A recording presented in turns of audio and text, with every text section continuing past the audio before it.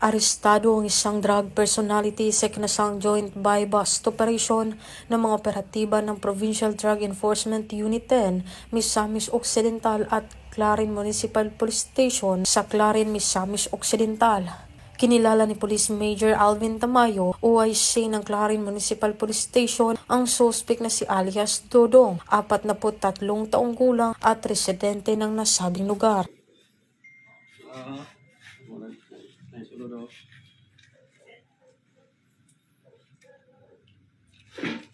Kaya ako ibutang ako nakuha siyang left side.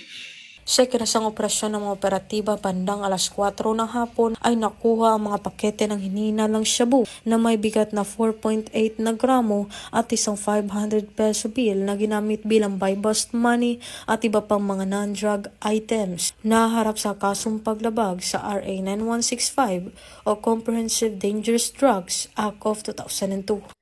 Mula dito sa Camp Capistrano, Gusa, Cagayan de Oro City, ako ang inyong Police News Network correspondent, Patrolwoman Danasa Berdos, alagad ng batas, tagataguyod ng Balitang Pulis.